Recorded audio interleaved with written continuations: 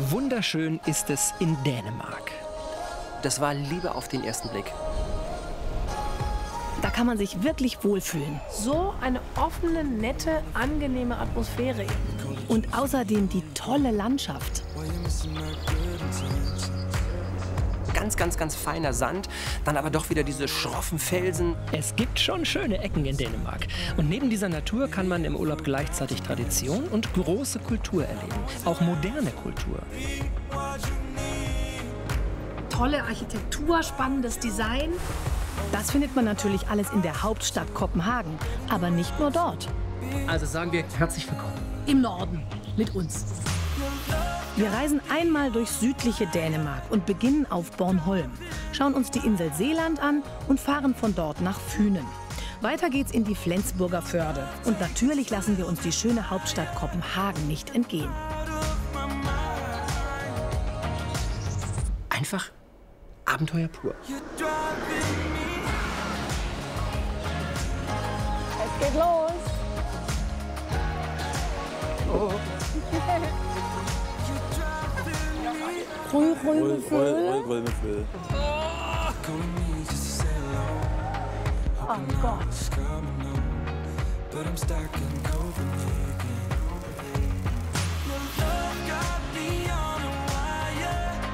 Das ist wirklich eine unglaublich schöne Region zum Reisen.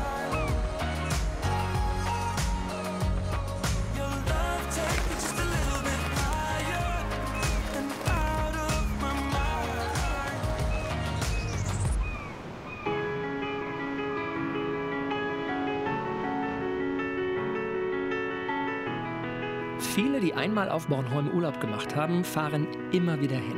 Mitten in der Ostsee liegt Dänemarks vielleicht schönste Insel. Sie zeigt sich im Norden wild mit ihren steilen Klippen und bizarren Felsen. Bornholm hat Geschichte. Im Hafenort Häsle haben sich Bewohner im 18. Jahrhundert von den schwedischen Besatzern befreit. Der Ort ist kulinarisch. Fisch wird hier wie früher mit feuchtem Erlenholz geräuchert.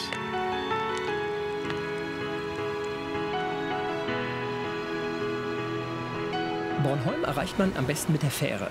Vorausgesetzt, das Wetter spielt mit. Bei unserer großen Ostseekreuzfahrt sollte man da eigentlich anlegen. Und dann war zu viel Wind. Windstärke 8. Und plötzlich hieß es, große Durchsage vom Kapitän, wir können leider nicht austendern mit diesen kleinen Booten. Das alles ihr kamt nicht hin. Nein. Das Schiff lag dann sozusagen vor Bornholm irgendwo im großen Ozean. Und man stellte fest, nein, das geht nicht. Wir mussten weiterfahren. Wir konnten Bornholm in der Ferne winken und sind einfach vorbeigefahren. Aber wir haben es ein paar Jahre später nochmal versucht und dann einen Film nur über Bornholm gemacht.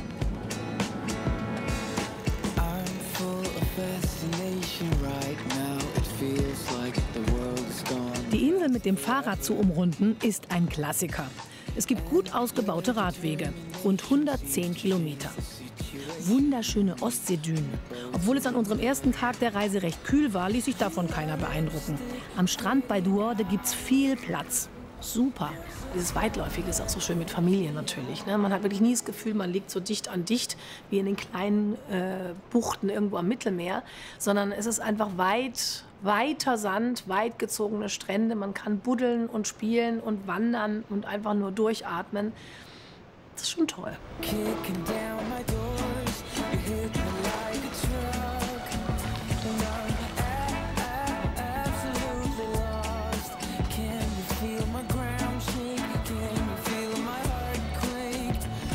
Nur noch mal zur Orientierung.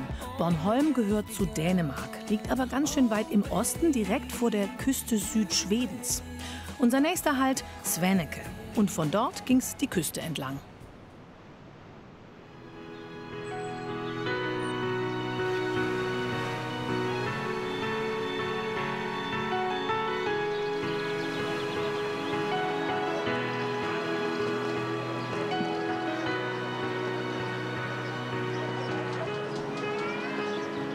Das Hafenstädtchen Svaneke ist Idylle pur. Den Fischerort gab es schon im 12. Jahrhundert. Später entwickelte sich hier eine bedeutende Handelsstadt. Heute ist es hier in den Cafés und Restaurants im Sommer richtig voll.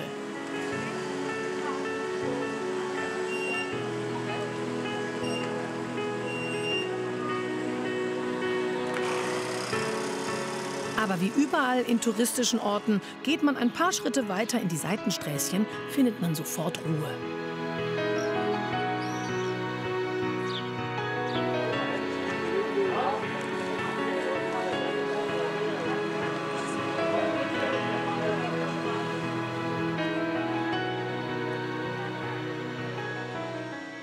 Das Wahrzeichen von Svenneke, der Leuchtturm von 1918, ist stillgelegt, wird aber als Ferienhaus vermietet. Direkt daneben liegt ein beliebter Campingplatz.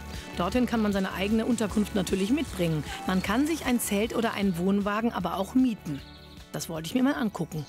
Wenn Sie dahin laufen, da ist ein Wohnwagen für Sie und ist mit so einem Bornholmer Flag markiert. Das ist die Bornholmer, ja. Ja, genau. Das ist davor? Ja, ja. Ganz also vor. so ein Wohnwagen mit so einem Zelt davor, oder wie? Ja, oder? Es ist ein Wohnwagen mit Zelt. Da, die Richtung? Ja, ja, diese Richtung. Super. Ja. War das jetzt da lang oder da lang? Ich versuch's mal hier lang. Tag. Mittlerweile treffen wir ja überall auf der Welt begeisterte Zuschauer, egal wo wir sind. Wo ist der rote Rucksack? Wo ist der? ist die Frage. Seychellen. Wir wollten so einen einsamen Strand vorstellen. Ich komme so um eine Felsnase rum. Frau Kallert, wo ist denn der rote Rucksack? Ich so, das hätte ich jetzt echt nicht gedacht. Ja. Und hier waren auch so aufmerksame Zuschauer. Und ist schön, oder? Sehr schön ist das hier. Sie hätten ja schon einmal aussteigen wollen hier in Bornholm. Aber da war das Wetter nicht sehr gut bei der Kreuzfahrt. Haben Sie mitgekriegt? Genau, wir haben die Kreuzfahrt gemacht. Genau. Und dann hieß es so, ja, Bornholm, zu viel Wind können wir leider nicht hin. Deswegen habe ich gedacht, gucke ich mir die Insel jetzt noch mal gründlich an. Das ist sehr schön. Mit dem Rad, genau. Einmal rum um die Insel ist die Idee. Kann man den empfehlen, den Campingplatz? Ja, sehr. Ja? Sehr schön. Sehr naturbelassen. Na dann. Auf der Campingstour. Gut, dann eine schöne Zeit auf der Insel. Ich suche mal mein Quartier jetzt. Muss irgendwo nach da. So ein Wohnwagen auch. Tschüss. Da hängt die Bornholmer Flagge. Das muss es sein. Mit Meerblick. Ah. Das ist doch schon mal sehr schön. Spaziert, Besuch kann man empfangen. Dann habe ich ja noch diesen ganzen Wohnwagen auch noch dran. Doppelbett, Küche und großes Bett. Bad. Super. Ich habe dort nicht übernachtet, sondern den Wohnwagen nur für sie getestet. Luxuriös und geräumig ist das Campen dort. Und sein Zelt schließt hier niemand ab, habe ich gehört. Das ist so üblich hier. Das ist mir schon ein paar Mal begegnet in Dänemark. Die Menschen sagen, nö, wir lassen hier die Tür offen. Wir haben das Beste, das Grundvertrauen, dass da nichts passiert. Es ist auch noch nie was passiert. Und auch hier auf dem Campingplatz war das so. Campingzelt abschließen, zumachen, verrammeln, gar nicht nötig. Das ist auf gegenseitigem Vertrauen basiert das da alles. Und es ist so ein ganz angenehmes Gefühl, wenn man merkt, dass das da wirklich gang und gäbe ist.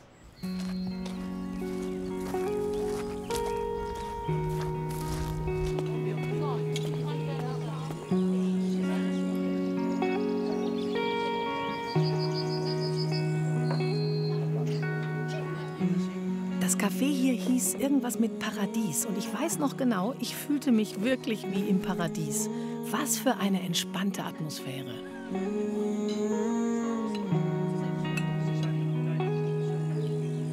Imagine a world without me. Say you're falling apart. Let's pretend you missed me for a while.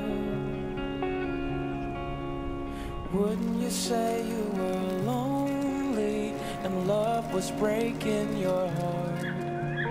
Put on your Sunday best and fake a smile. I dream of dreaming dreams of her. In twilight she's a constant blur. Ich hatte den Tipp bekommen, dass es in der Nähe eine Glasmanufaktur von Weltrang geben soll. Die Werkstatt von Piet und May-Britt. Sprecht ihr Englisch oder vielleicht sogar Deutsch? Englisch. Und das ist eure Werkstatt hier? Ja. Wir sind die Designer und Handwerker von fast allem, was du hier siehst. In den 1970er Jahren kamen May-Britt und Piet erstmals nach Bornholm und wollten nicht wieder weg. Die Inspiration für ihre Kunstwerke fanden sie in der Natur. Die Landschaft, die Pflanzen, das Wasser, das war für die beiden eine unendliche Fülle, die sie in ihre Kunst übersetzen. Die haben eine unglaublich kreative Art, mit Glas umzugehen. Die sind auf der ganzen Welt unterwegs, teilweise auch ausgestellt in Galerien. Einmal pro Woche fertigen Piet und May-Britt ein besonderes Einzelstück. Ein Termin, der offen ist für Besucher und Gäste.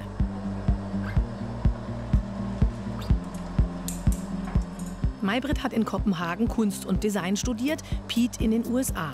Auf Bornholm entdeckten sie gemeinsam die künstlerischen Möglichkeiten bei der Herstellung von Glas.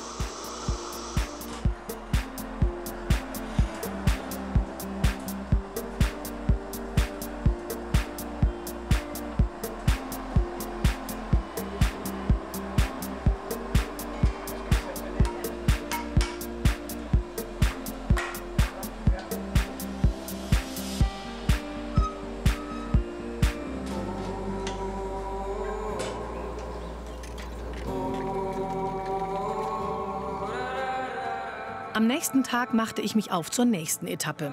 Ich fuhr ins Inselinnere, bevor es danach wieder an die Küste nach Guillem ging. Ganz viele Zuschauer hatten uns damals geschrieben, ich müsse unbedingt ins Ekkodalen, zu Deutsch ins Echotal.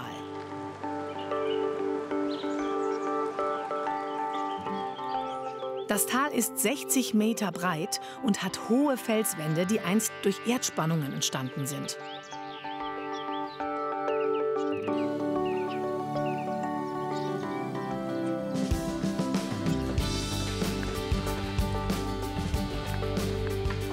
Das Echo wollte ich natürlich unbedingt ausprobieren.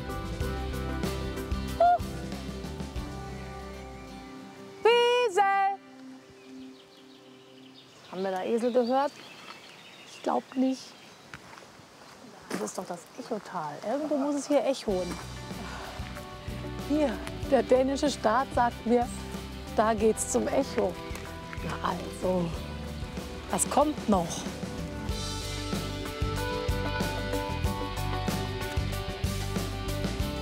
Echo. Kilde heißt das. Also hier. Was hättest du jetzt gerufen fürs Echo? Du bist ja auf Bornholm. Du bist in Dänemark. Ich hätte gerufen, wie teuer ist die Butter in Dänemark? Was kommt dann zurück? Dänemark. So. Ja. Also ich hätte jetzt nicht nur, wie heißt der Bürgermeister von Wesel. Das habe ich jetzt, ich war nicht so kreativ. Ich habe Alles den klar. Bürgermeister rausgehauen. Ja. Wie heißt der Bürgermeister von Wesel? Wesel. Das funktioniert doch schon. Kennen Sie das Echo? Echo? Echo. Ja. Was ruft man auf Dänisch? Valtrækker Møller. Valtrækker Møller. Öller, Bier. Ja. Ah, das war das. Was trinkt der Möller? Öller. Valtrækker Møller. Öller. Øller. Sitzer. Valtrækker Møller. Hallo, Echo. Hallo Tamina! So sieht das Echo aus. Valtrækker Møller. Öller. Tschüss. Valtrækker Møller.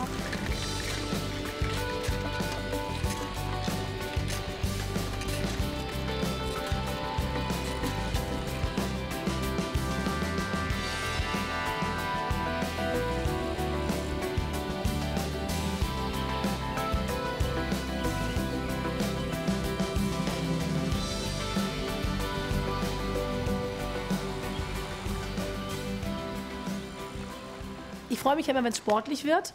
Das war wieder so ein Tag, wo es hieß Seekajak fahren. Das fand ich ja nun wirklich eine spannende Idee, weil das hatte ich bis dato noch gar nicht gemacht. Kajak fahren schon, aber so auf offener See, das ist eine besondere Herausforderung.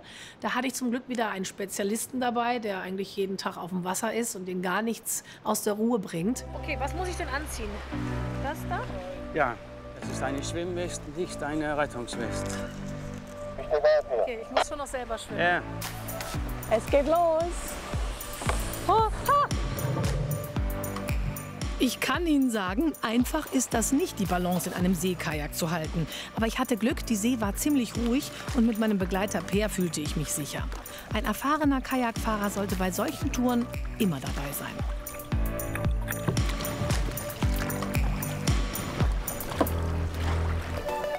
Und wir da hinten um die Felsnase rum?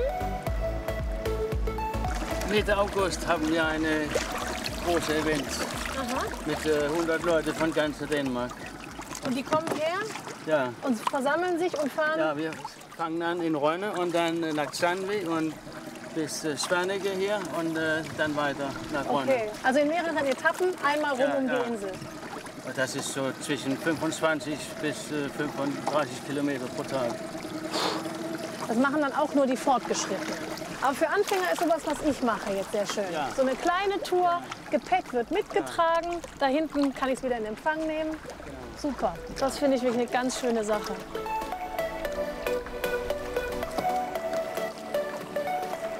Da gibt es eine lustige Geschichte für hinter die Kulissen. Okay. Diese Geschichten sind ja immer nicht nur eine Herausforderung für uns, ne, wenn wir da in irgendwelchen neuen Gefährten sitzen und wilde Sachen ausprobieren, sondern erst recht für die Kollegen mit Kamera und Ton. Das darf man nicht vergessen, dass ja immer eine Kamera noch dabei ist. Und der Kameramann, der Kollege, Ist ja auch irgendwo. der muss ja auch irgendwo sein. Ne?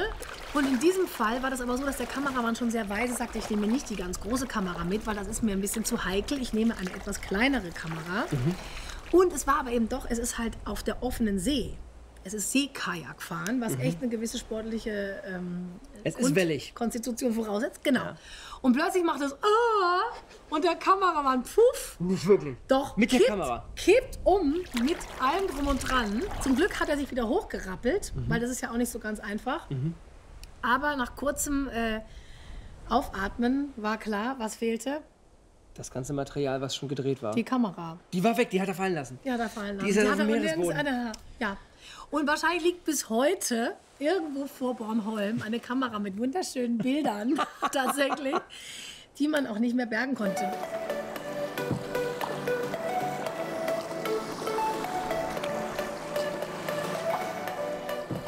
Per, einmal rum heißt das, ne? Oh, krass. Hey, das ging ja schnell. Gut, dann müssen wir weiter nach da. Ja, genau. Das so.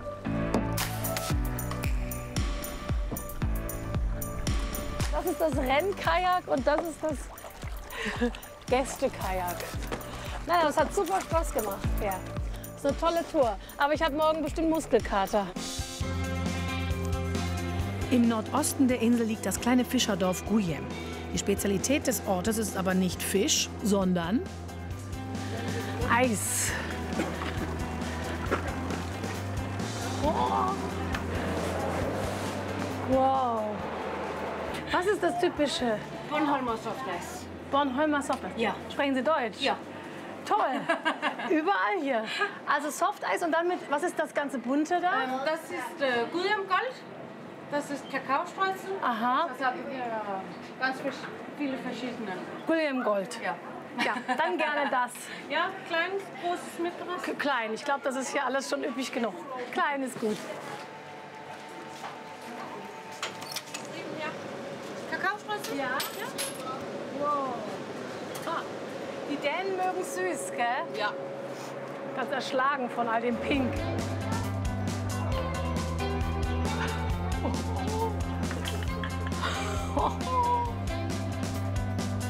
Mein Gott, hier. Oh. Mehr geht nicht. Mehr süß geht nicht. Was ist denn das Besondere hier? Wir haben die größte Eis im Welt.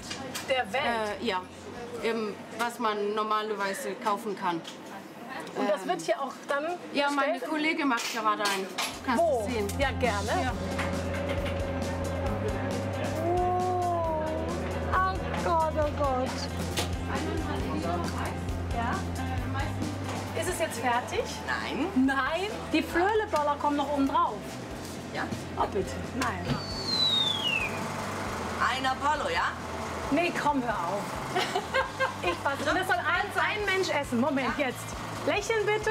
Tidi, größtes Eis der Welt. Ich fass es nicht. So was habe ich noch nie gesehen. Und dann stand ich nachher mit diesem riesen Prügel da und wusste überhaupt nicht, wo mir der Kopf steht. Und dann standen draußen so ein paar Mädels mit solchen Augen. Ja, wie bei Pippi Langstrumpf. Ja, wirklich. Also wie gerufen. Ja. Und dann haben wir gesagt, habt ihr Lust auf Eis? Und den hast du wow.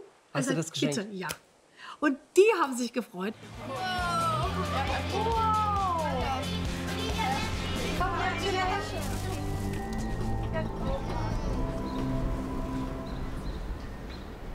Weiter ging unsere Entdeckungsreise auf Bornholm. Die nächsten Stationen waren die Heligdomsklipperne und Hammershus.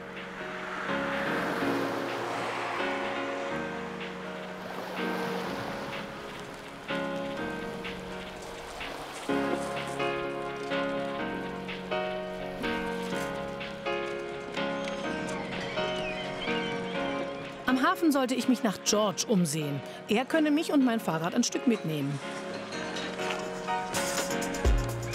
Hallo, kann ich das mitnehmen? Ja. Can I take it? Ja, natürlich. Natürlich, aber wir sprechen auch Deutsch.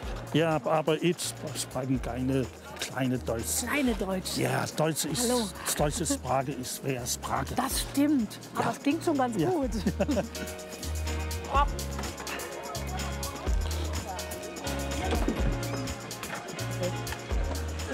Ein Stück herover, hvis vi kan få det. Hoffentlich kommt jetzt nicht noch ein Sturm auf.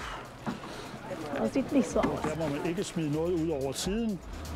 George brachte uns mit der MS Thor an der Küste entlang zu den Heligdomsklipperne, einer Steilküste im Norden. Das Schornstein, das alle Feuer hier in Raucherei. Jetzt nur ein Raucherei-Aktivist, das bei der Fahne angetreten.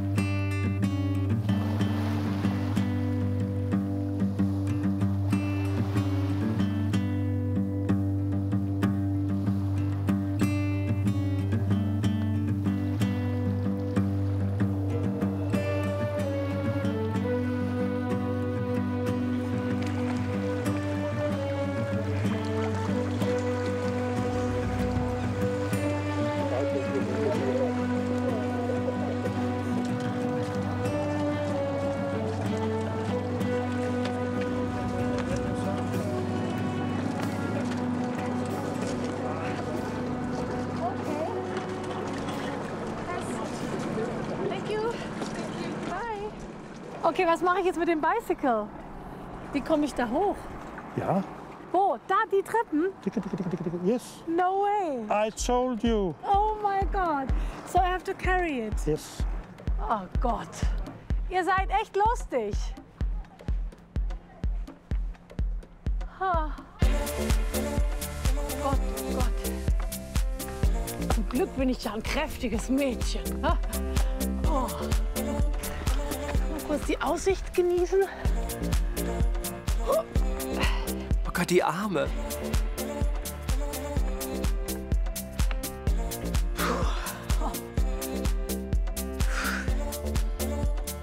Das war was. Es ist echt ein mega schweres und traditionelles Hollandrad ja gewesen. Und ich habe es mir dann nicht nehmen lassen. Die Kollegen haben natürlich gesagt, sollen wir dir irgendwie helfen? Nee, das versuche ich jetzt selber. Wenn die sagen, ich schaffe das da hoch, dann schaffe ich das da hoch. Und mit Hängen und Würgen habe ich dieses Teil, diese Treppen hochgezerrt. Was ja keiner weiß, bei so einem Dreh ist es ja nicht so, dass die Kamera da irgendwo steht und dann heißt es, lauf mal los, sondern es heißt, stopp, stopp, stopp, stopp. Kannst du noch mal ein paar Schritte zurück?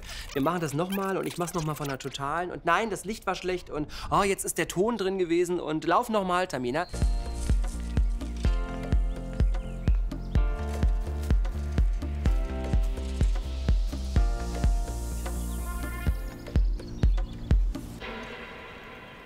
Ich war wirklich froh, als ich oben war und nur noch Fahrrad fahren durfte. Und da ging's hin, zur Burgruine Hammershus.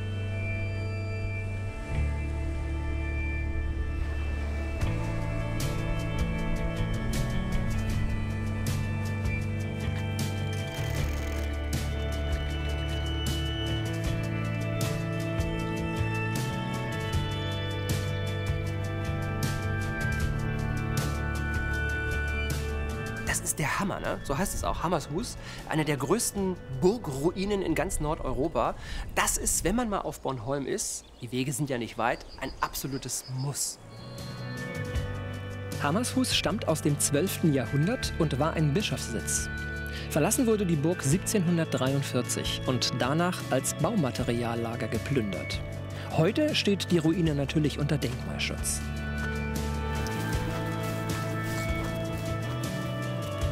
Gut ist es, wenn man da jemand dabei hat. Ich hatte da so einen ganz leidenschaftlichen Burgliebhaber und Experten, der dann sagen kann, guck mal, hier war eben die Küche und da war ehemalig eine Kirche und oben drüber hat der Herrscher dann seine eigenen Gemächer gebaut, was wiederum bedeutet, dass er sich über die Kirche gestellt hat. All solche Details kann man natürlich besser nachvollziehen, wenn jemand dabei ist, der es einmal klären kann. 6 Stockwerke. 6. Wahnsinn. Genau. Ja, willkommen in der Burgküche. Hier hat man wirklich das ganze Essen zubereitet und gab ja alles. Der Ofen war da, du hattest eine Bäckerei und drüben sind die Stallungen. Du warst hier wirklich komplett autark. Wochenlang im Zweifel. Wochenlang, ja. Also die Burg ist teilweise auch richtig belagert worden und da mussten sie dafür sorgen, dass sie was zu essen hatten.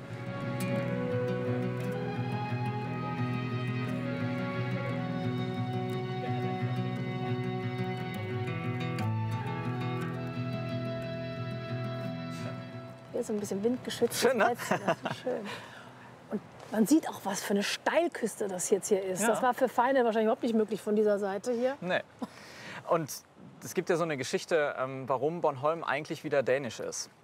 Es war ja so ein Spielball zwischen den Dänen, den Schweden und auch den Lübeckern. Und 1658 haben die Bornholmer den schwedischen Kommandanten mit einer List aus der Burg rausgejagt. Da war es Schwedisch? Da war es Schwedisch, genau. Und dann hatten man das Problem mit seiner Frau und der Familie noch. Die war noch in der Burg? Die war noch in der Burg. So, und was macht man? Man hat den schwedischen Kommandanten leider schon erschossen. Und dann hat man einen Bornholmer in seine Klamotten reingesteckt, ist hier raufgeritten vor der Burg und hat dann der Familie oder der restlichen Familie gesagt, entweder ihr kommt raus oder wir erschießen euren Mann. Ja. Ergo kommt die Familie raus, die Bornholmer nehmen die Burg offiziell ein, fahren rüber nach Kopenhagen und übergeben die Insel ganz offiziell dem dänischen König. Und seit 1658 ist die Insel wieder dänisch. Ja. Was ein dramatischer Spannend, Ort. Ne? Ja. Und wir hier mittendrin. Und vor allen Dingen die Kulisse finde ich klasse. Ja, also unglaublich groß, dieses Areal.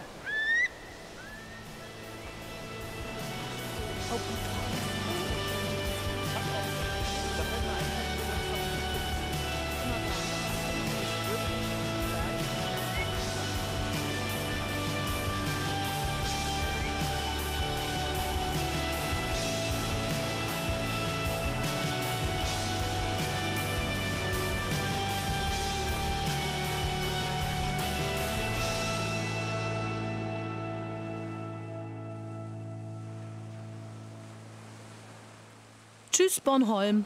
Weiter geht's nach Westen, zur wohl bekanntesten dänischen Insel, Seeland.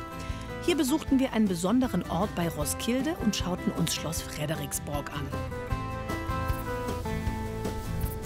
Reisen går til Lolland, fast Fyn og Flensborg fjord. Vi tar en tur til Aalbæk strand og ser en solnedgang. Og så tager vi til Als eller Øyelangeland. Her er luften så frisk og klar. Das ist jetzt meine Reise nach Dänemark. Seeland, eine der größten Inseln oder die größte Insel Dänemarks, gehört auch zur Hälfte Kopenhagen noch dazu. Sehr, sehr, sehr abwechslungsreich. Schroffe Felsen, viel Natur, viel Wald auch. Aber allgemein kann man sagen, Seeland ist eine Insel seichter Hügel und weiter Landschaft.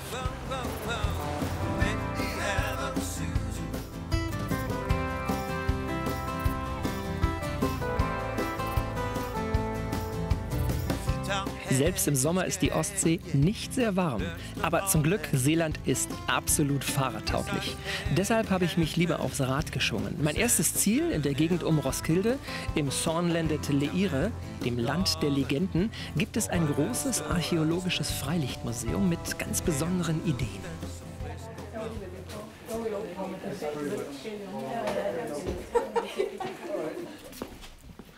Hi, du musst Stefan sein. Nice to meet you.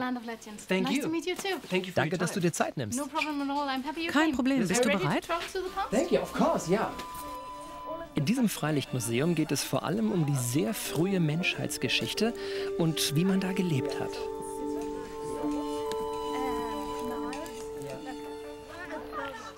Tanja, was hat es mit den Booten auf sich? Das sind unsere Einbaumkanus. Das sind mehr oder weniger Kopien von Steinzeitbooten. Die Menschen hier haben sie schon vor mehr als 10.000 Jahren benutzt und an anderen Plätzen der Welt sogar schon länger.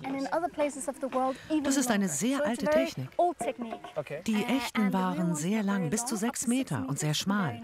Und sie konnten sich und manchmal auch Tiere transportieren und hatten sogar manchmal eine kleine Feuerstelle am Ende des Bootes. Man hat da Sand oder Ton hingetan und dann das Feuer darauf gemacht. Unsere sind nicht so lang und sie sind ein wenig breiter, weil auch manche von uns ein wenig breiter sind. Vielen Dank. Und wir können die mal ausprobieren? Klar, können wir die ausprobieren. Okay. Ich darf nach hinten gehen, das ist natürlich super. Und sie hat mir gerade erklärt, auf gar keinen Fall gerade hinstellen, sondern möglichst klein machen sozusagen. I'm in. Okay, oh. It's a little bit. Es ist total wackelig. Thank you. Lass uns nach Kopenhagen fahren. Aber ich glaube, das ist sehr weit. Im Einbaum nach Kopenhagen. Das hätte ich nicht geschafft. Aber vor 2000 Jahren haben die Menschen das gemacht. Dann steuerten wir auf eine Zeltstadt zu, wo eine Schulklasse gerade das Leben zu Zeiten der Wikinger ausprobierte.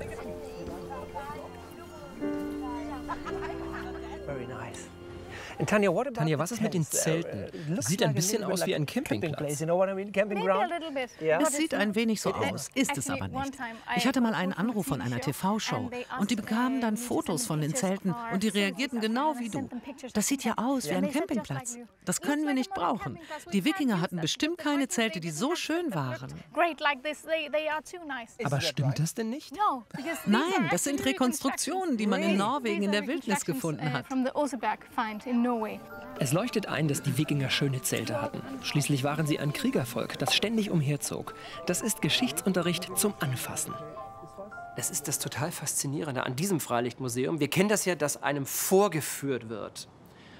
Mit Schauspielern oder mit Museumsangestellten. So war es früher. Hier kann jeder Besucher das echt erleben. Also Essen kochen wie vor Hunderten von Jahren. Klamotten tragen wie früher. Also nicht nur sehen, sondern es wirklich erleben. Über die Vergangenheit nachdenken und so die Gegenwart besser verstehen. Das ist hier das pädagogische Konzept.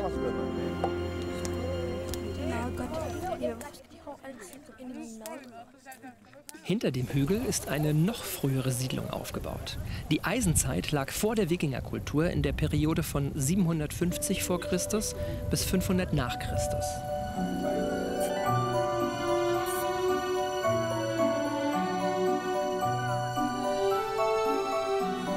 In diesem urzeitlichen Dorf kann man als Familie eine Woche Sommerferien verbringen, um das Leben in der Eisenzeit nachzuempfinden.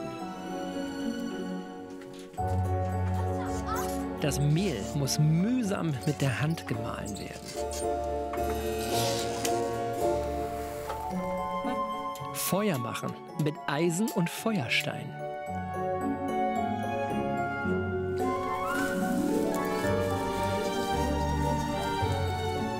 Federbetten waren noch nicht erfunden. Man schlief auf Stroh neben dem Feuer, dessen Rauch nur mühsam durch ein Loch im Dach abzog.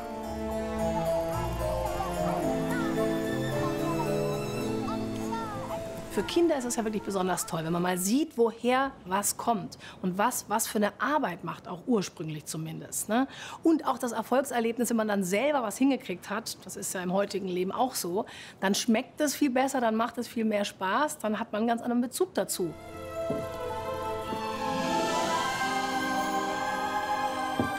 Und dazu eine riesige Portion Freiheit in der Natur. Einbaumfahren macht mehr Spaß, als immer nur auf den Computer zu starren. Nach dem Motto, paddeln statt Tablet.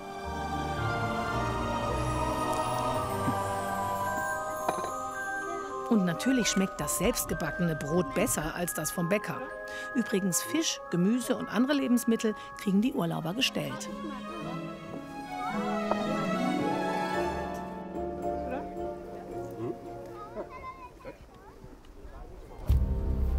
Kehren wir nochmal zu den Wikingern zurück.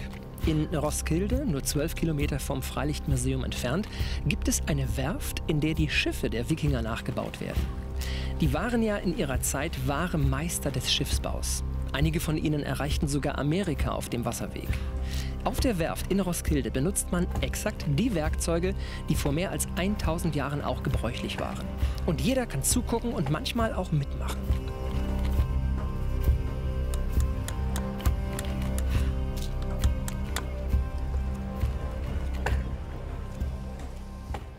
Ich liebe das. Dieser Geruch nach dem Holz, das ist toll, ne? Sag mal, Anne, woher wisst ihr, wie genau die Schiffe ausgesehen haben? Das wissen wir, weil so in 1995, da hat man 5 Schiffe 20 Kilometer zum Norden hier entdeckt, ins Wasser. Mhm. Die waren unten versenkt? Die waren unten versenkt. Die hatten so eine Sperre. Hat man die Sperren da mit Absicht gemacht, um die Kontrolle über die Gewässer zu haben. Denn Roskilde war in Wikingerzeit eine sehr wichtige Stadt. Was für ein Fund! Vor rund 1000 Jahren hatte man diese Schiffe hier versenkt, quasi als Barriere, damit sich die Feinde nicht der Königsstadt Roskilde nähern konnten. Die ersten 5 wurden 1962 entdeckt, dann weitere 9 1995. In einem komplizierten Verfahren schaffte man es, das Originalholz zu erhalten. Nach gründlicher Erforschung und Rekonstruktion der Schiffe beschloss man dann, sie nachzubauen, um ihre Seetüchtigkeit zu beweisen.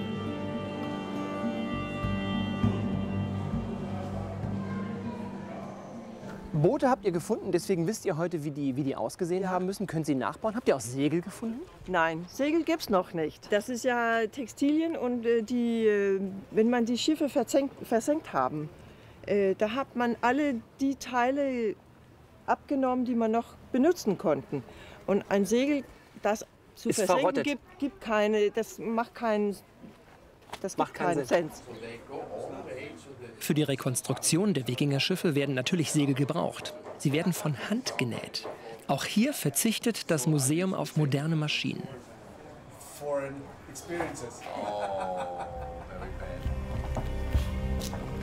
Und natürlich können die Besucher des Museums die Schiffe auch testen und sogar Segelkurse buchen. Neben dem Vergnügen, über den Roskildefjord zu gleiten, lernt man, dass der Umgang mit dem traditionellen Rahsegel viel Geschick erfordert. Wenn der Wind nicht stimmte, holten die Wikinger es ein und verließen sich auf ihre eigene Muskelkraft.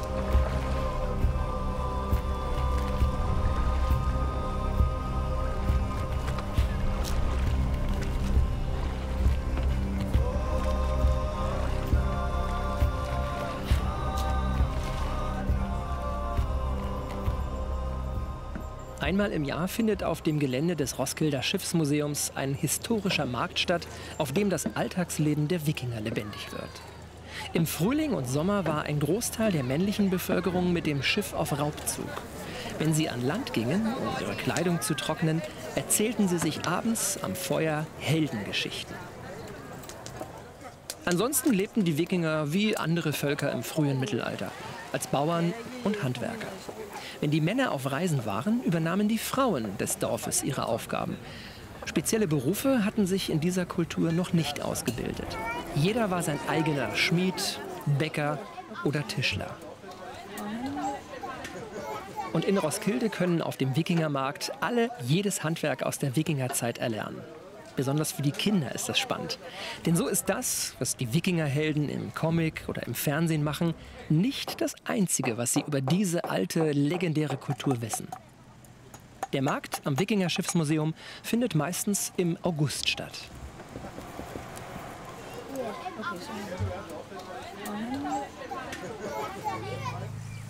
Ich habe mich wieder aufs Rad geschwungen. Mein Weg führt mich zu einem der bekanntesten Königsschlösser ganz Dänemarks. Oberhalb von Kopenhagen liegt Schloss Frederiksborg, das fast alle Reiseführer als unbedingtes Muss empfehlen.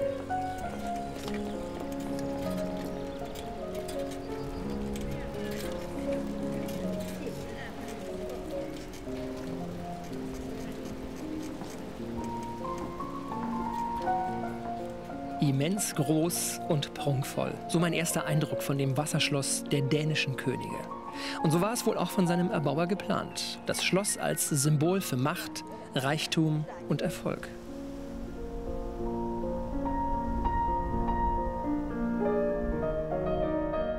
Frederiksborg, von Wasser umgeben. Für dieses Prachtexemplar hat man damals Künstler aus ganz Europa kommen lassen. Und das viele Geld dafür stammte aus den Zollgebühren, die die Könige im Öresund, der Meerenge zwischen Dänemark und Schweden, den ausländischen Schiffen abknüpften.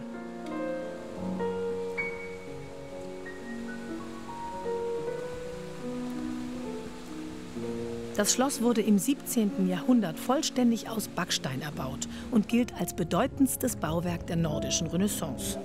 Wenn man es besucht, fühlt man sich nie allein.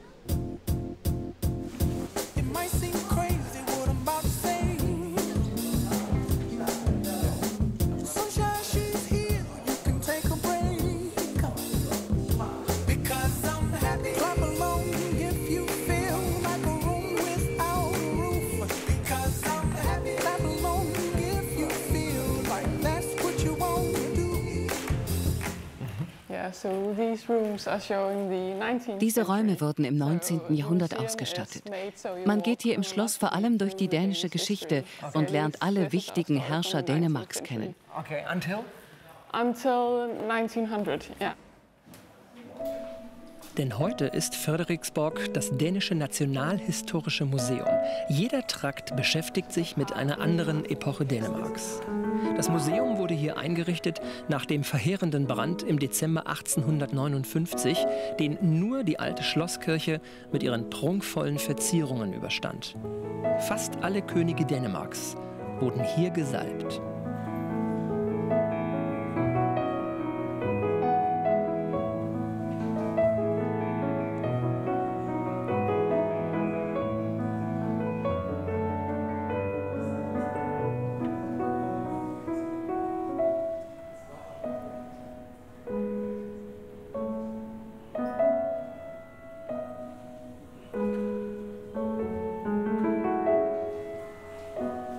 Im Ballsaal fanden früher die großen höfischen Feste statt, aber auch eine Menge Festessen.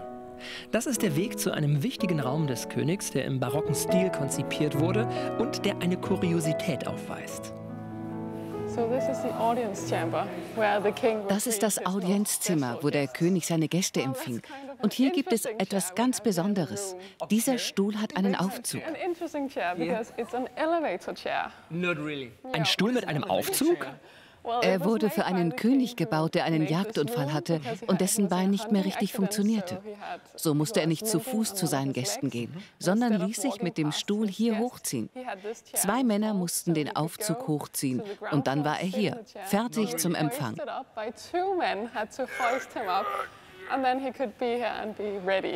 Sehr witzig. Funktioniert er noch? Ja, immer noch. Kann ich es mal ausprobieren? Nein, du müsstest ein König sein. Und es ist unglaublich. Wenn du durch die Fenster guckst, dann siehst du diesen großen, schönen Garten. Im Barockgarten von Schloss Frederiksborg ist das Monogramm der Königin in den Buchsbaumhecken zu sehen. 1996 wurde der Garten nach 300 Jahre alten Originalzeichnungen rekonstruiert. Es gibt aber auch einen Schlossgarten, der als romantischer Landschaftsgarten angelegt ist. Für die Kopenhagener sind die Schlossgärten von Schloss Frederiksborg ein beliebtes Ausflugsziel.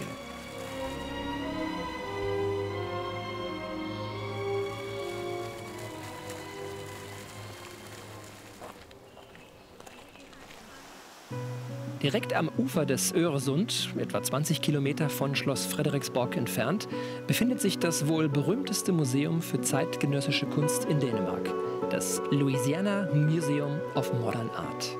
Es besteht aus mehreren Gebäuden, die miteinander verbunden sind.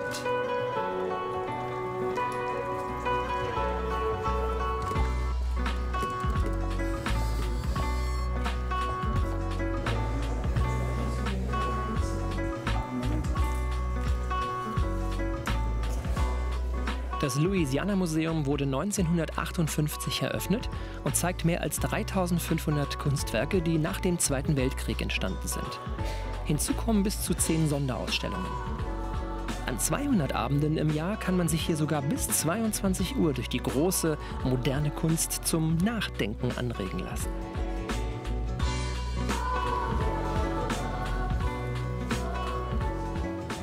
Im Louisiana kann man sich verlaufen und wohlfühlen. Der Skulpturengarten, direkt am Meer gelegen, soll auch ein Ort sein, in dem Natur, Mensch und Kunst zusammenwachsen.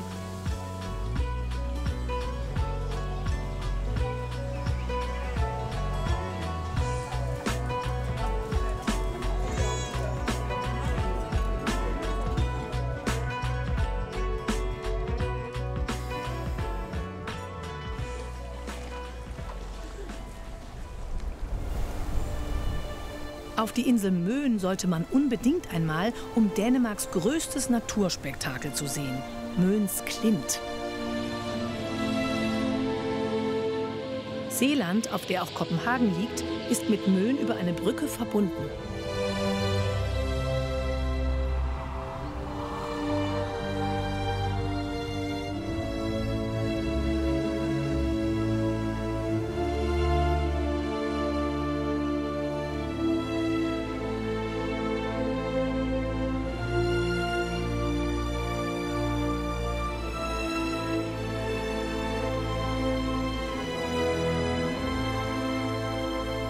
Die Kreide, aus der diese Felswand besteht, ist vor 70 Millionen Jahren entstanden.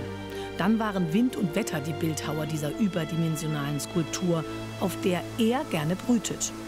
Die weitläufigen Strände der Insel sind nicht nur für den Wanderfalken ein wichtiges Biotop, sondern auch für viele andere seltene Seevogelarten. Møn ist UNESCO-Biosphärenreservat.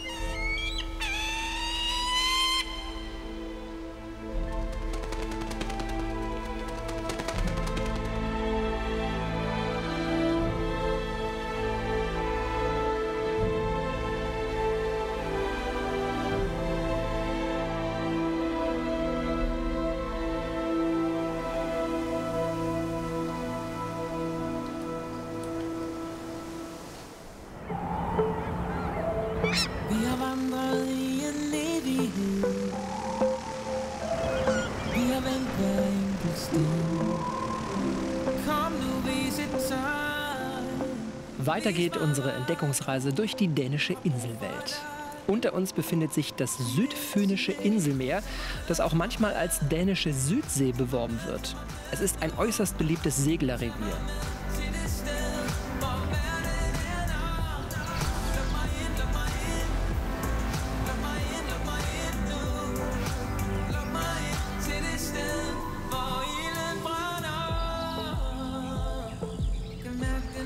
Südsee, da hat man ja gleich so ganz bestimmte Assoziationen.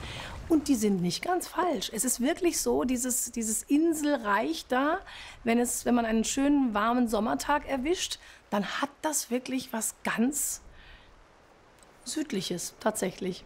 Und das ist für Ferien natürlich ideal.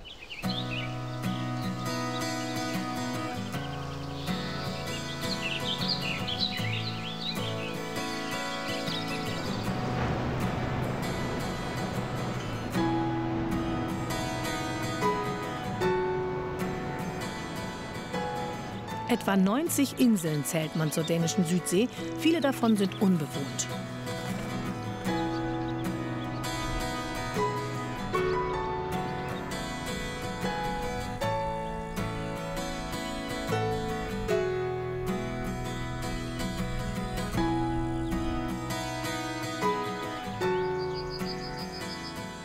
Ich weiß auch, hier war ich unterwegs mit Torben Iversen, so einem richtigen Typ.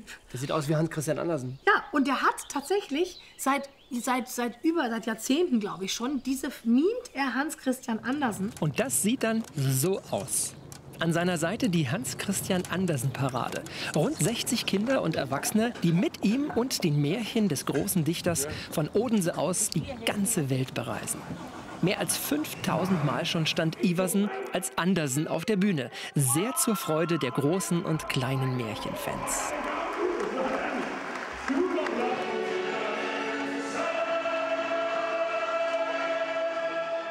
Torben hatte mich zu einem Bummel durch seine Heimatstadt Odense eingeladen. Übrigens die drittgrößte Stadt Dänemarks.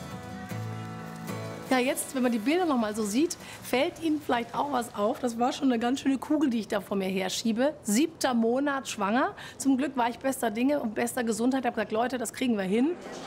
Und dann war ich ja auch noch mit einem Märchenerzähler unterwegs, der mich aber in Bezug auf die Stadt Odense erstmal mit Fakten versorgte. Mehr als 1000 Jahre alt, Universitätsstadt, kulturelles und wirtschaftliches Zentrum der ganzen Region.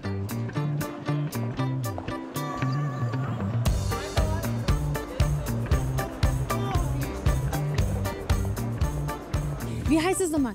Rote Grütze mit Sahne. Wie heißt es nochmal auf Dänisch? Rødgrød. Na, sag nochmal. Rødgrød med fløde. Rødgrød med Rødgrød. Rødgrød med fløde. Rødgrød med fløde. Oder so ähnlich. Du sagst es, als hättest du einen Korken im Mund. Ja, was soll man so? Mir wurde beigebracht, es muss genauso klingen. Das ist eine Sprache. Rødgrød. Fløde, das ist Sahne. Sahne. Rote Grütze mit Sahne. Rødgrød med fløde. Und rote Grütze ohne Sahne? Rødgrød, Löhleflö. Wahrscheinlich, keine Ahnung. Übrigens, der Figur Hans Christian Andersen begegnet man in Odense fast überall. Der berühmte Märchenschriftsteller kam hier im April 1805 als Sohn eines verarmten Schuhmachers zur Welt. Schau mal, das Haus hier. Das ist Geburtshaus Andersens. Dieses kleine gelbe Haus ist ein großes Museum. Und das will ich dir zeigen. Ah, gut, gerne. Ja.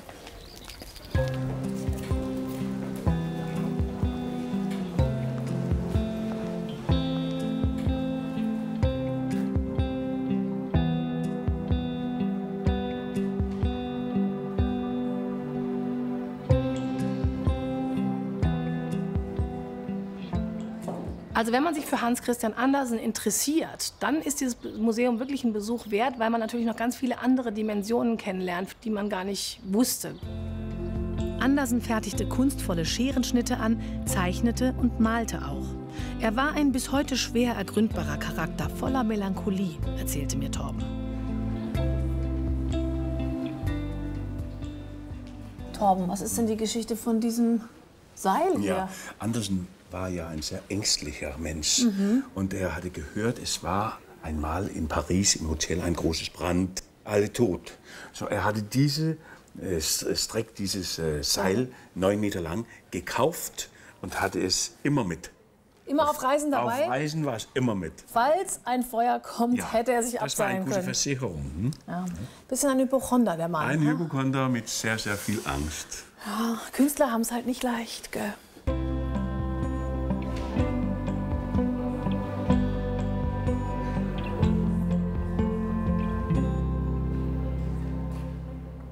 Man sagt ja auch, Fyn ist so ein bisschen das grüne Herz von Dänemark. Ja, das grüne Herz Dänemark, sagen wir. Ist ja hier auch ein bisschen eigener Menschenschlag auf Fyn, oder? Wie sind die Menschen hier? Die Menschen hier, ja. Die anderen Dänen, die sagen, wir sind einfach, wir sind ein bisschen naiv, ein bisschen dumm. Warum? Ja, weil wenn wir sprechen, wir singen ein bisschen. So ein bisschen Singsang haben wir in unserer fynischen Sprache. Wie klingt das? Ja, es ist ganz wie Singen. Jeg ved det rigtig, hvad jeg skal sige til ham. Jeg skal hen til Kaffe, eller jeg skal hen til Kaffe. Ich habe gesagt, ich will vielleicht gerne einen Kaffee trinken. Oh, ja, das klingt schon ein bisschen speziell. Ja, und weil es so klingt, dann meinen die anderen hier in Dänemark, ja, die Einwohner hier auf Fyn, wir sind ein bisschen naiv und dumm. Aber das stimmt natürlich gar nicht. Das stimmt gar nicht. So hat ja jeder über die anderen immer ein bisschen irgendwie was zu erzählen, ne? Ja.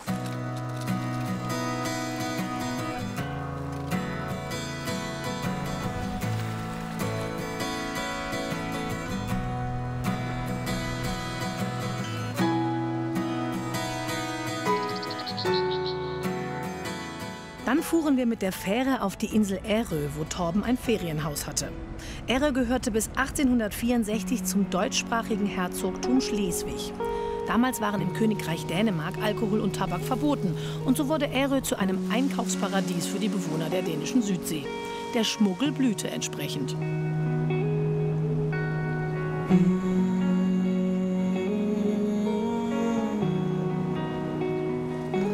Der Hauptort der Insel ist Ærøskøbing.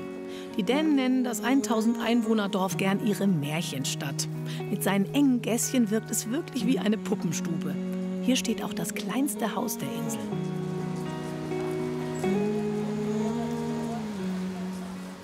Früher, 4 Jahre her, wohnte hier ein Schmied mit seiner Familie. Er hatte 11 Kinder. Alle hier drin. Alle hier drin. Guck mal, allein die Tür. Da würde ich ja hier schon, und da geht's hier Ja, erst von rein. da, ja. Gottes Willen. Wirklich, Aber es ist bestimmt sehr gemütlich. Ja. Was war nochmal gemütlich auf Dänisch? Hügeli. Hügeli. Ja, wir sagen Hügeli. Das ist ja nett. Und was war jetzt mit der roten Grütze mit Sahne? Ah ja, noch eine. Zum Nochmal. Studieren Ja. hier. Ne? Roll, Groll, Mel, Flöle. Rote Grütze mit Sahne. Roll, Groll mit Flöle. Ja, was? Das Dänische ist schon eine ganz besondere Sprache. Imagine a world without me. Say you're falling apart. Ærøskøbing steht übrigens komplett unter Denkmalschutz. In jedem Reiseführer findet man Hinweise auf Ærøs Strandhäuschen, an die man aber nur schwer rankommt. Denn die Häuschen werden auf unbestimmte Zeit vermietet. Breaking your heart. Put on your Sunday best and fake a smile. I dream of Tschüss, dänische Südsee. Schön was hier. Unser nächstes Ziel ist die Flensburger Förde. Durch sie verläuft die deutsch-dänische Staatsgrenze. Wir bleiben auf der dänischen Seite. Es geht nach Sonderburg und danach fahren wir den Gendarmenstien entlang. we wish, and all we do is wait and we hope, but never do we pray, 'cause we know that there's not much to say. We grow, but never do we change, we mold, we fold, we always rearrange a dream. Sonderburg ist ein niedliches Städtchen, das man prima zu Fuß erkunden kann. Alles wirkt hier sehr entspannt. Ferienidylle pur. Als wir in Sonderburg gedreht haben, war ich am Hafen mit Max verabredet, einem deutschen Studenten, der hier in Sonderburg studierte.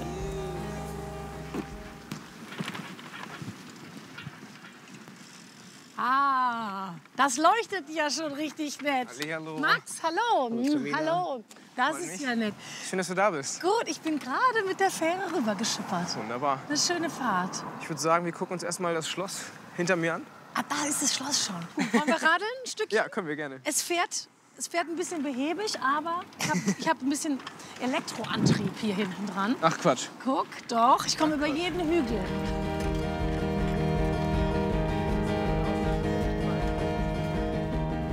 Der moderne Campus der Universität liegt direkt am Wasser und prägt das Hafenbild. Hier gibt es Studiengänge, bei denen man gleichzeitig die Uni im dänischen Sonderburg als auch im deutschen Flensburg besucht.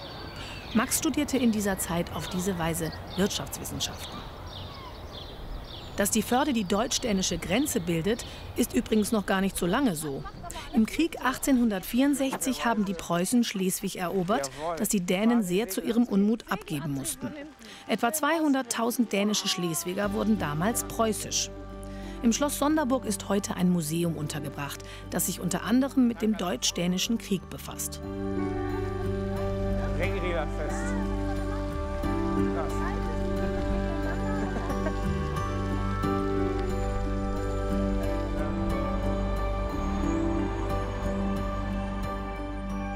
Und wie ist das, wenn die Königin kommt? Wenn die Königin kommt, direkt hinter uns, also wenn wir hier runter gucken, Ja. haben wir diesen Anleger und da ist es etwas tiefer. Das heißt, die kann auch ihr großes Boot tatsächlich anlegen. Gibt es ein Königsschiff, was hier dann kommt? Es gibt so ein königliches Schiff. Man erkennt, das ist keine pompöse Yacht, aber man erkennt da schon, dass es ein ganz schönes historisches Boot mit Dampfer und ein bisschen Gold verziert. Und man sieht dann die Leibgarde in ihren weißen Gewändern hier, naja, mehr zum Gag auf und ablaufen. Und schon ein paar Tage vorher die Flaggen, die ganzen Straßen hoch über die Brücke rüber. Die Brücke ist voll mit Flaggen. Also du siehst Man nur zelebriert das rot-weiß. richtig, ne? Die Leute zelebrieren das. Aber das ist auch schön. Man fühlt sich dann irgendwie auch Teil von dem. Das Ja. ist wirklich nett, das mitzubekommen. Das ist irgendwie Identität, glaube ich. Totaler Stolz auf die Nation, auf die Königsfamilie.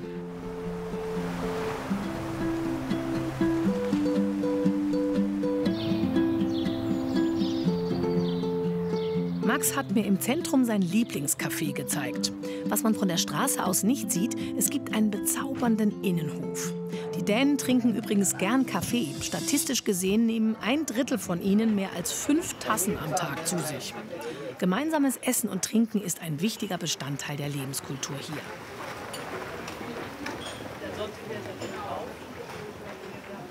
Well bekommen. Stimmt, süß. Das ist eine sympathische Sprache, finde ich. Ich glaube sowieso, die Ideen sind so ganz höflich immer, ne? Ja. Total, die sind alle sehr, sehr freundlich, sehr nett. Wenn du nachher gehst, sagst du auch Tack für Kaffee, also danke für den Kaffee. Auch wenn du natürlich bezahlst du den Kaffee, trotzdem sagst du danke, dass du mir den Kaffee gemacht hast. Oder Tack für Idee, also danke für den Tag. Danke, dass ich den Tag bei dir verbringen durfte, auch wenn es nur 2 oder 5 Minuten sind. Süß. Tag for your day. Tack für Idee. Danke für deinen Tag. Sozusagen. Ja, danke für den Tag. Für die Zeit, die du hattest. Und auch die Studienzeit ist eher locker. Du hast nicht so viel Unterricht wie in Deutschland und hast noch so dieses Prinzip Wohlfahrt, hast noch Zeit, was anderes zu tun. Du musst nicht den ganzen Tag von morgens bis abends arbeiten, sondern du hast deine Arbeit und deine Berufung und danach hast du dein eigenes soziales Leben und kannst noch was machen, was du möchtest. Ja, ich habe es auch teilweise erlebt. Manchmal machen die Geschäfte auch wirklich um 5 zu. Und du denkst so, wie kann der jetzt hier um 5 zu machen? Da sind doch noch Leute. Und du denkst, nee, die haben eben Familie. Aber das ist aber eben zeigt auch ja aus auch der ein bisschen, Kultur ne? so gewollt, dass man sagt, okay, wir machen jetzt die Türen zu. Und man trifft sich in Dänemark eher zu Hause. Also man ist bei den Freunden zu Hause eingeladen oder mit der Familie und kocht und genießt die Zeit. Also dieses Hügge, hast du vielleicht schon mal gehört? Ja, eben. Mehr als ausgehen wie bei, so, man kennt das so als Europäer aus dem Britischen sehr, dass man sagt, wir ziehen jetzt in die Pubs und gehen weiter. Das hat man hier nicht so.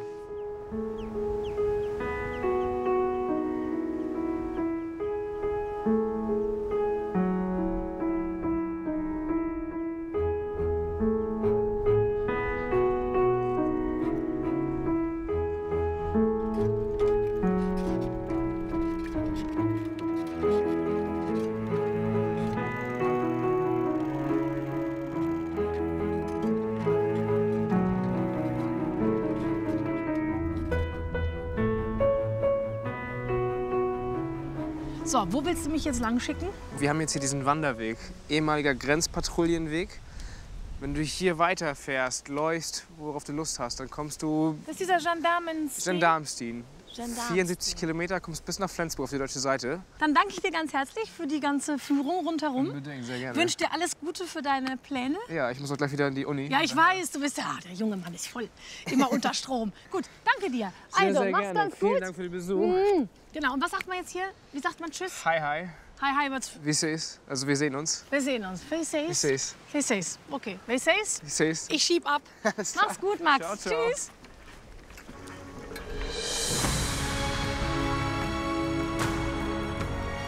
Nach kurzer Zeit näherte ich mich dem Nationalsymbol der Dänen, der Düppeler Mühle. Sie liegt direkt vor Sonderburg und hatte strategische Bedeutung im Deutsch-Dänischen Krieg 1864.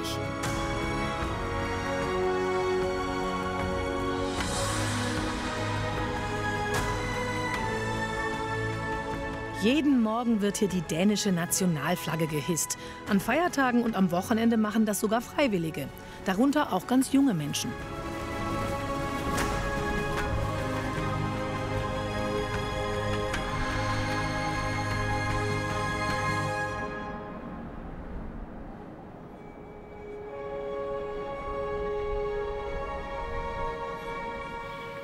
Das Museum gegenüber lässt das Kriegsgeschehen von 1864 wieder lebendig werden.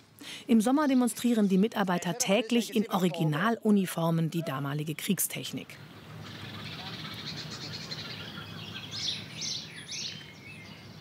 Ja! Was war denn der? Hey, gibt's aus dem Haus.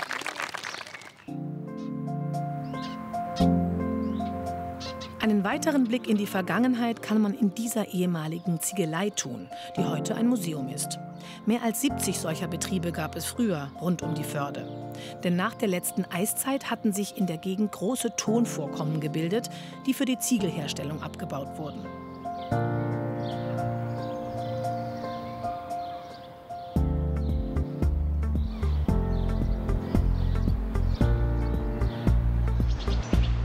Die Hecken, mit denen die Bauern seit dem 18. Jahrhundert ihre Landparzellen in dieser Gegend abgrenzen, nennen sich Knicks. Sie stehen heute unter besonderem Schutz. denn sie sind von großem ökologischen Nutzen. Sie erhöhen die Artenvielfalt und bieten Wildtieren Futter und Schutz.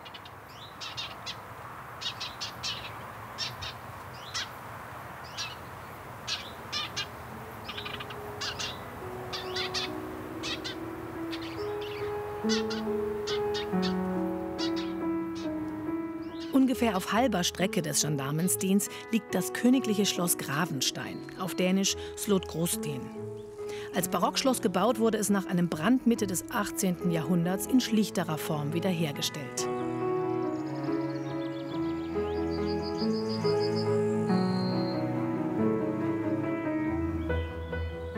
Jeden Sommer verbringt die dänische Königsfamilie mit Königin Margarete ihren Urlaub hier. Außerhalb dieser Zeit steht der Schlosspark jedem kostenlos zur Verfügung. Auch Hans Christian Andersen war schon hier. Während seines Aufenthalts im Jahr 1845 soll er sein Märchen »Das kleine Mädchen mit den Schwefelhölzern« geschrieben haben.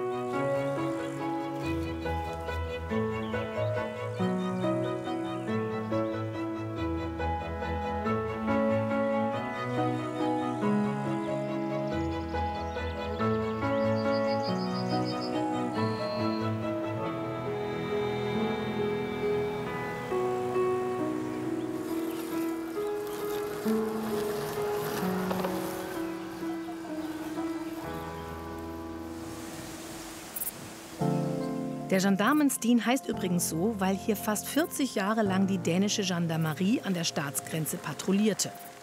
Später hat man dann festgestellt, dass es ein attraktiver Wanderweg ist. Den Gendarmenstien läuft man zu Fuß normalerweise in 5 Tagesetappen. Er gilt als der schönste Wanderweg des Landes.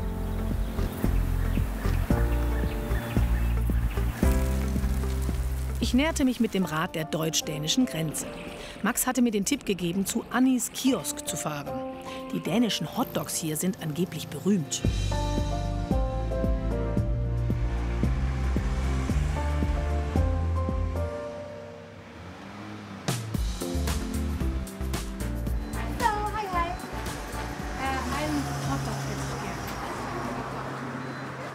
Was ist denn der Klassiker? Sprechen Sie ein bisschen Deutsch? Ja.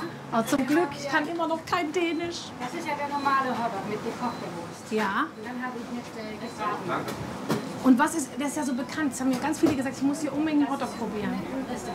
Dann muss es der sein.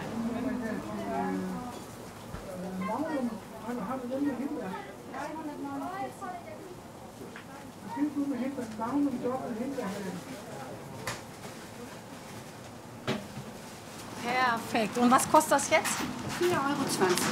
Bitte schön. Welbekomm. Welbekomm, Ja. genau. Dankeschön. Tschüss. Tschüss. Unüberhörbar, Annis Kiosk ist auch ein beliebter Biker-Treff.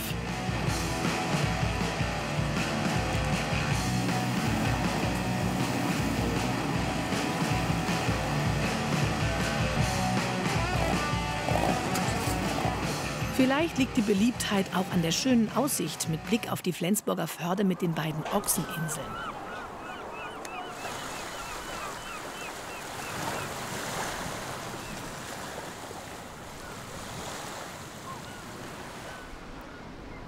Unsere Dänemark-Reisen führen uns wieder nach Osten übers Meer zur Insel Seeland.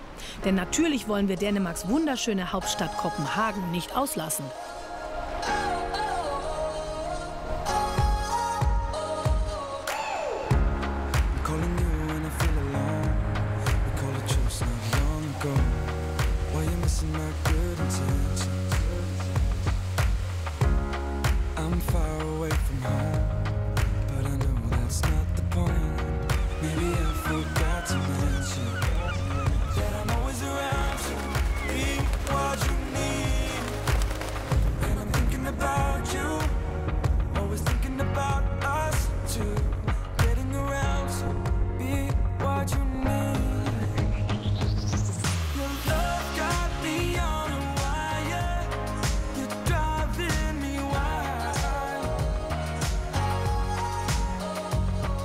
Also ich muss wirklich sagen, Kopenhagen ist eine der schönsten Städte der Welt.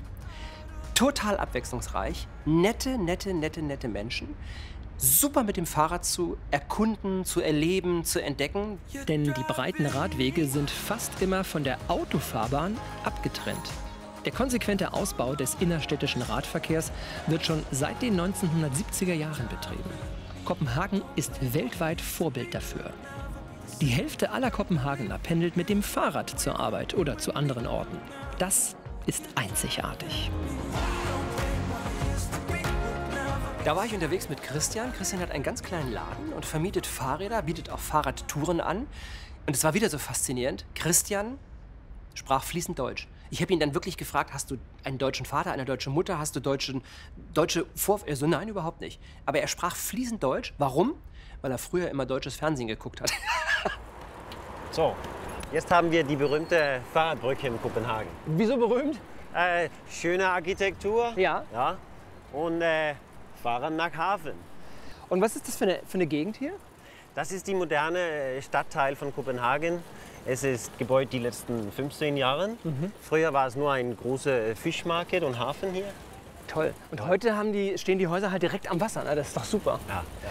Wie ist das eigentlich mit dem Fahrrad durch Kopenhagen? Es gibt ja echt sehr, sehr viele Fahrradfahrer bei euch. Ist das dann auch gefährlich? Nein, es ist sicher, aber am Morgen ein bisschen wie Autobahn.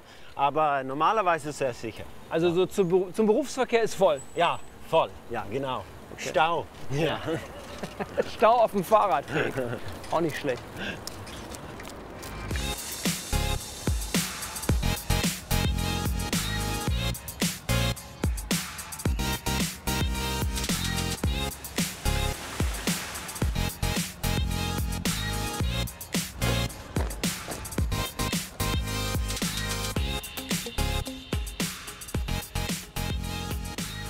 Kopenhagen ist eine wirklich großartige Metropole.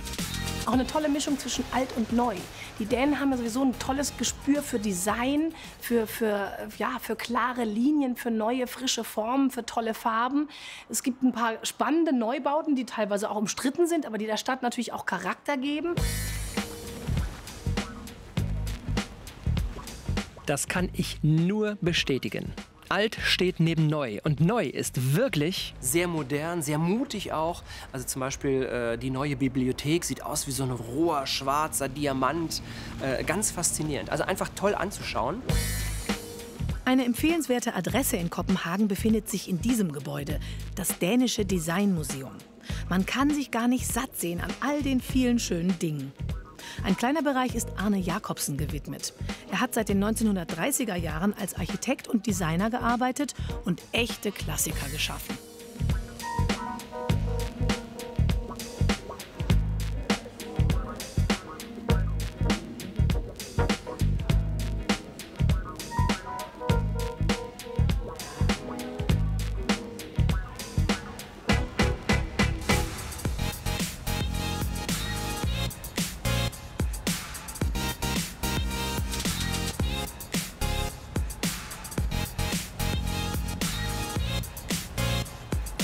Hier.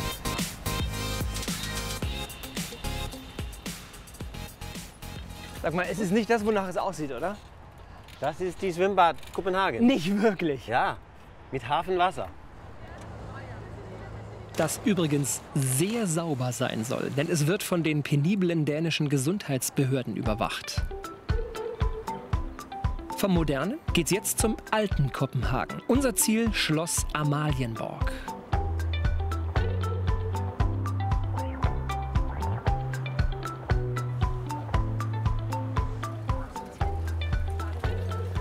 So, jetzt hier haben wir Schloss von der Königin. Ja. Ja. Und ein schöner großer Platz hier. Ja.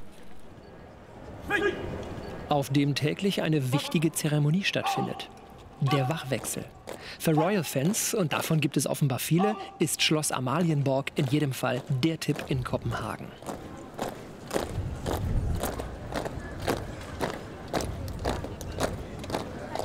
Bei mir war das so, ich bin da aus Versehen reingestolpert. Okay. Ich war in einem Café, wir waren am Drehen und plötzlich hinter uns, tschong, tschong, tschong, tschong, marschierten die da die Straße runter. Okay. Und dann sind wir mit laufender Kamera hinter dieser Wachablösung hinter den Soldaten. Ja. Und dann haben wir dieses ganze Spektakel da eben überhaupt erst entdeckt. Und das Netteste wieder, so einen freundlichen Dänen kennengelernt. Und zwar wen? Den diensthabenden Polizisten am Platz. Einer der Soldaten der neuen Garde geht in dieses Gebäude, macht sich fertig und so startet der Wachwechsel. Der Soldat da vorne ist immer der Erste, der abgelöst wird. Dann werden alle Wachsoldaten ausgetauscht. Moment bitte, ich muss da gerade mal hin. Ja, hier reinfahren geht natürlich gar nicht. Geht's noch? Da muss man natürlich für Ordnung sorgen jetzt.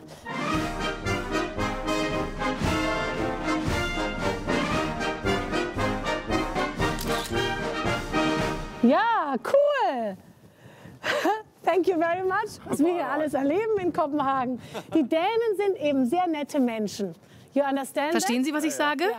So have a good time. Alles Gute und danke. Bye. Vergessen Sie Ihre Mütze nicht.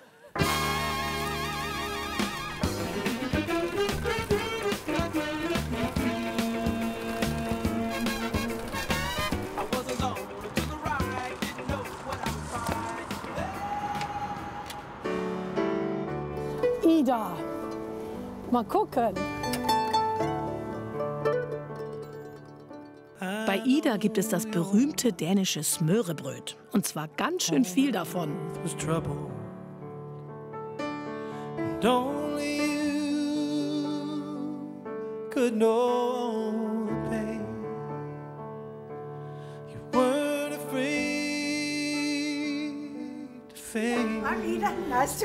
Ich bin Ida, freut mich sehr. Sie sehen toll aus. Das ist der Hut vom Schild draußen. Ja, genau, das bin ich. Komm und schau dich um. Ich habe gehört, Ihr Restaurant hat schon eine lange Tradition. Ja, das stimmt. Wir machen das hier seit 1888. Das sind unsere Fischvariationen. Und wo ist das Brot? Das ist darunter. Man soll es gar nicht sehen. Ja, da ist es versteckt, das Brot. Wie war das früher bei der Muppet Show? Smørrebrød, ram, tam, tam, tam. Was ist eigentlich Smørrebrød? Was ist das? Knäckebrot? Nein, ist es nicht. Smørrebrød ist nichts weiter als belegte Brote. Oh, es riecht schon gut, ne? Hier riecht's nach Fisch. Oh, that looks beautiful. Oh, das sieht gut aus. Einmal frittiertes Scheunenfilet. Und das sind geräucherte Kartoffeln mit Speck, Hühnchensalat und Spiegelei. Das ist Ihr Favorit, oder? Und was machen wir jetzt? Ein Smørrebrød mit Shrimps. You do it very akkurat. Thank you.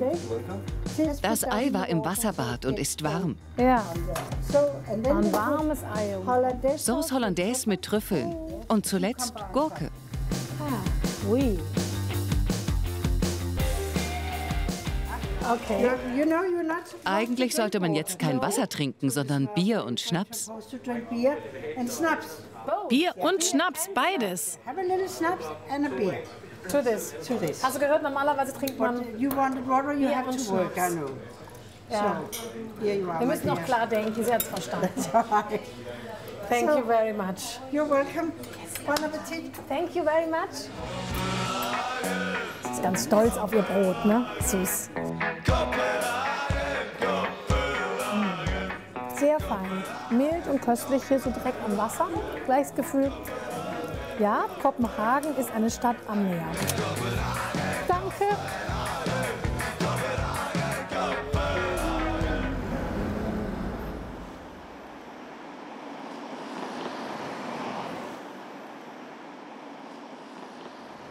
Jetzt geht's in die Stadt, in der Stadt. Hi. Hi. Stefan. Nice to meet you. Jörn. Schönes Wetter. Jetzt ist es sehr schönes Wetter. Und willkommen zu Christiania. Vielen Dank. Das Viertel Christiania wurde 1971 von Hippies und Aussteigern gegründet. Ein besetztes Militärgelände, auf dem sich bis heute das alternative Leben Kopenhagens entfaltet.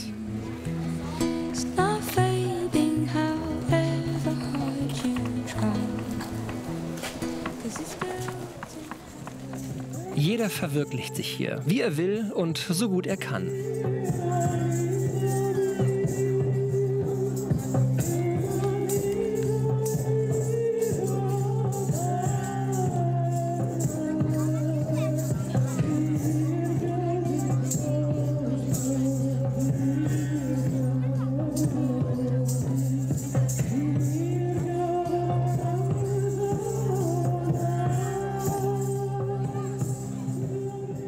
Also wirklich ganz spannende Projekte und inspirierende Leute, die einem das auch sehr leidenschaftlich erklären können. Es gibt aber natürlich auch die dunkleren Ecken. Es gibt das Drogenthema, es gibt eine Pusher Street, wo wir dann gewarnt wurden, auf gar keinen Fall hinzugehen, auf gar keinen Fall Kameras hervorholen, sonst wird man da aggressiv angegangen.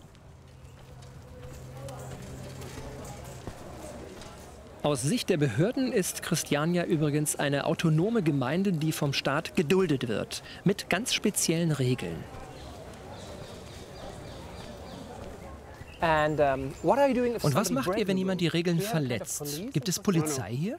Yeah, we sort of, if somebody breaks the rules, if it's too much, you know, for somebody, we call into a meeting. Wenn jemand zu sehr die Regeln verletzt, laden wir ihn zu einem Treffen ein. Das kann ein Treffen im Haus sein, wo Leute leben, wenn es eben das Leben im Haus angeht. Wenn jemand zu laut schreit, dann wird das da geregelt und entschieden. And take a decision. If it's the area, the bigger area, we are divided into 14. Wenn das in einem Viertel passiert, wir sind in 14 Viertel eingeteilt, dann gibt es halt ein Vierteltreffen. Und wenn es wirklich richtig schlimm ist, eine Schießerei oder sowas, dann haben wir ein Gemeinschaftstreffen. Wir schmeißen die Leute nicht raus, aber wir können ihnen ein Aufenthaltsverbot erteilen, zum Beispiel für die nächsten 6 Monate. Okay. Christiania befindet sich in bester Kopenhagener Lage. Die Stadtplaner würden hier natürlich am liebsten alles einreißen.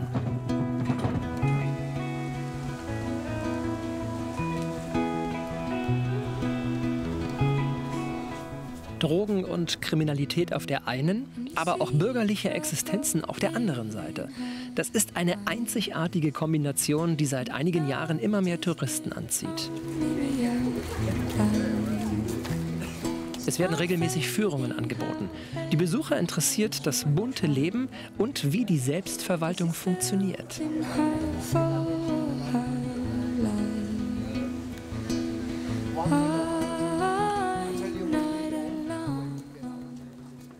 Ein Besuch wert ist Christiania auf jeden Fall. Auf jeden Fall. Das muss man einfach mal gemacht haben. Auf jeden Fall. Und man nimmt auch so ein paar Inspirationen mit für sich selber, dass man so ein bisschen aus dieser, sagt man uns Deutschen ja auch so nach, ne? Dieses engstirnige und scheuklappige, dass man wieder denkt, was ist alles möglich? Ja. Und es ist wohl ein soziales Miteinander in so einem speziellen Raum möglich im weitesten Sinne. Ne? Und so, ich finde, so die ein oder andere Inspiration oder den einen oder anderen Freiheitsgedanken nimmt man da schon mit raus.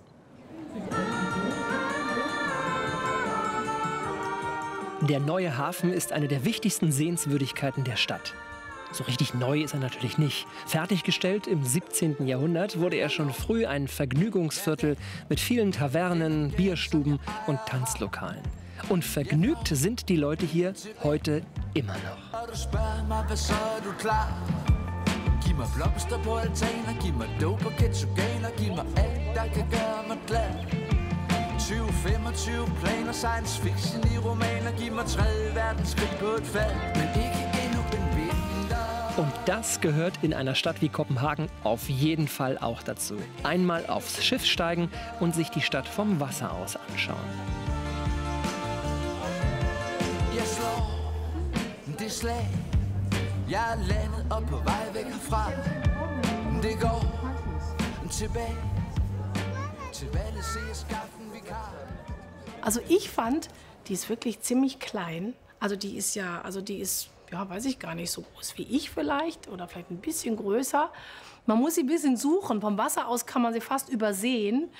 Und trotzdem hat sie so einen Nimbus und ist so ein Hingucker irgendwie. Und es waren auch ganz viele Leute drumherum. Also es ist wirklich ein Phänomen.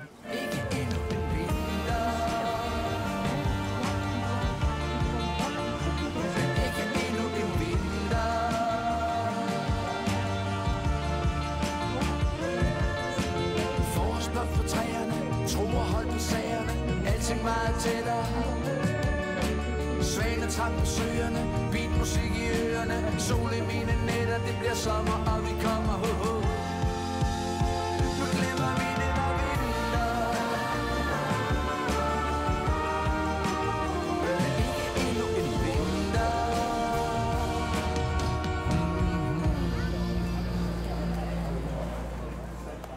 kommt tatsächlich mein absolutes Highlight. Ich bin ja absolut riesengroßer Freizeitpark-Fan. Ich liebe Freizeitparks. Echt? Bedingt natürlich auch durch meine Geschichte, die ich ja erlebt habe früher, wie ich zum Fernsehen kam. Durch den Disney-Club war ich ja ständig in diesen Mickey-Maus-Dingern unterwegs.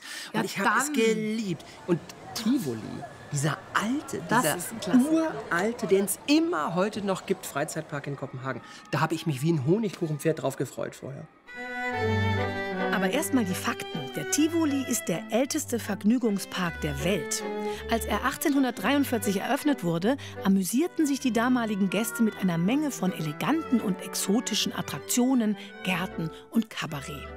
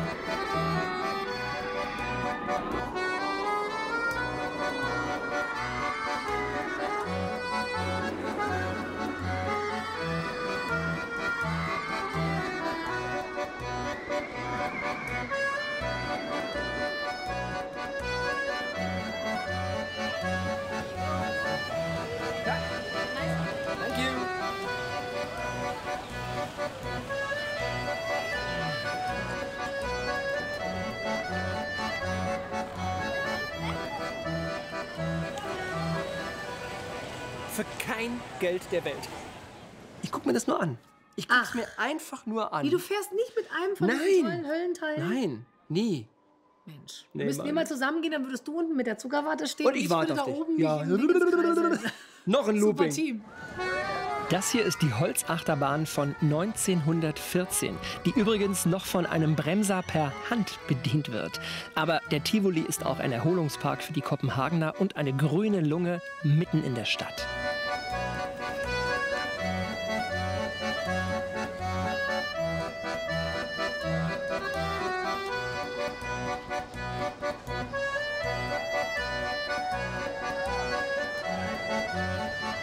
Das Schlimmste am Riesenrad ist ja immer, wenn man über die Hälfte drüber ist und dann so ganz oben. Oh. Fahrgeschäfte für starke Nerven neben gemütlichen Klassikern. Der Tivoli ist modern und zugleich nostalgisch. 4 Millionen Besucher kommen jedes Jahr hierher.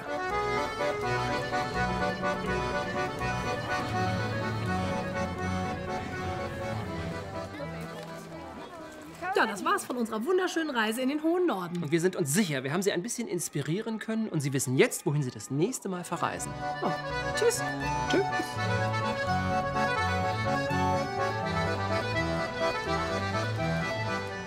Ich hoffe, Ihnen hat unser Video gefallen. Schreiben Sie es uns gerne in die Kommentare. Hier sind direkt 2 weitere Videos für Sie. Und nicht vergessen, unseren Reisekanal abonnieren und die Glocke aktivieren. Nur so erhalten Sie Nachrichten über noch weitere Videos. Weiter geht's.